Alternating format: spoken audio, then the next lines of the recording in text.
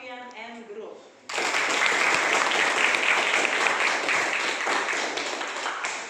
Good morning, everyone. Thank you for the time that's given to us. And now we will introduce ourselves. We are from Group 1. I am Fian as a moderator, my friends Deden and Felda as a pro team, and my friends Bulan as a contra team. Our group got the theme of health, and the title of our discussion text is Booster Vaccines Provision. Okay, next we will start from the issue. Booster vaccination is a COVID-19 vaccination after a person has received a complete dose of primary vaccination, maintaining the level of immunity and extending the period of protection.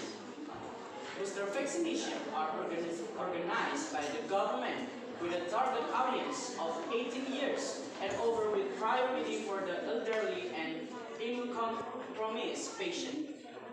Booster vaccination recipients are 18 years of age and over and have received a complete primary dose of vaccination at least 6 months previously. Booster vaccination is carried out through two mechanisms, namely the homologous mechanism, namely the administration of a booster vaccine using the same type of vaccine as the complete primary vaccine that was previously obtained. Meanwhile, the heterologous mechanism is the administration of a booster vaccine by using a different type of vaccine from the full dose primary vaccine that has been previously obtained. From the issue, my friends Deden and Felda will give their opinion.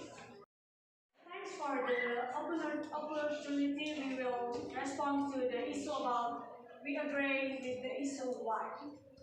As we all know that booster vaccination may be needed when the body immunity is not formed sufficiently after primary vaccination, which is generally found in people with immune disorders. Apart for the several benefits of booster vaccines in the context of health, they can incredibly become capital for strengthening economic recovery. In terms of health, there are at least three important reasons. First, there is a tendency to decrease the number of antibody sites 6 months after vaccination, especially in the midst of the emergence of new COVID-19 variants, including the Omicron variant. It is known that the effectiveness of 4 vaccines that have received fuel from WHO has decreased by 8% in the last 6 months in all 8 groups. In the same period of time, for people aged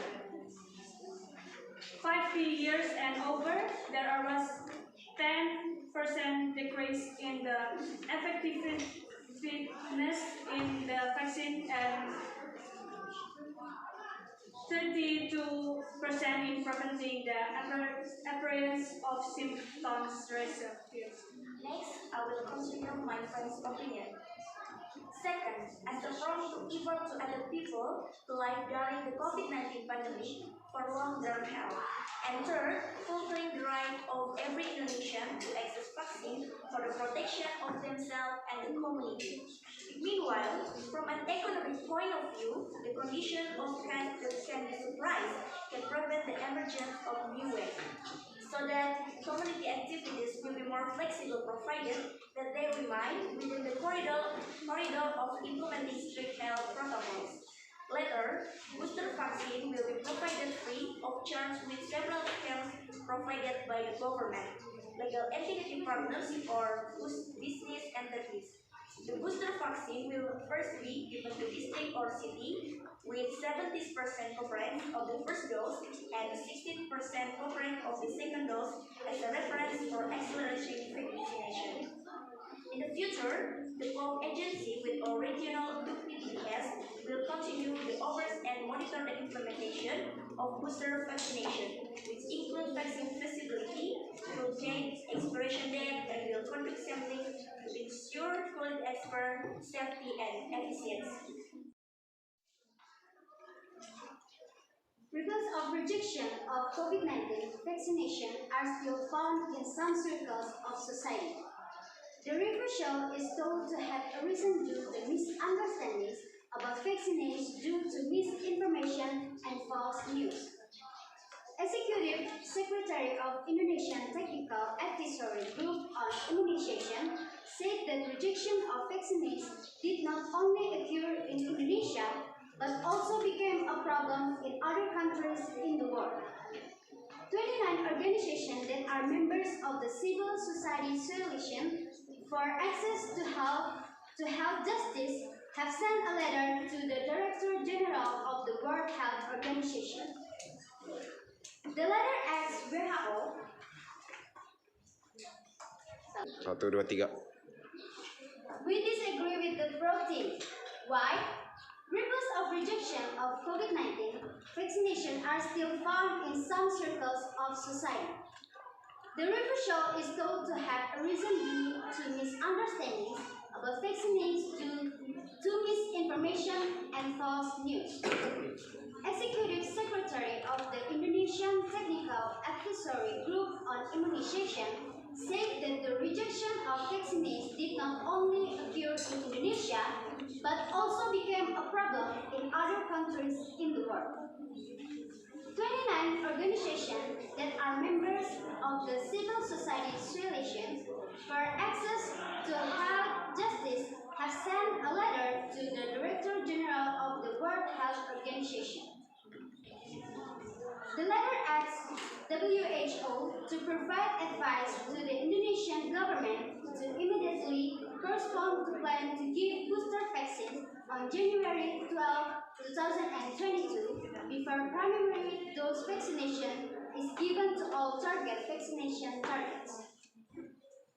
The coalition also urged that vaccination be provided free to charge to all citizens, because vaccines are public goods that cannot be traded in times of crisis.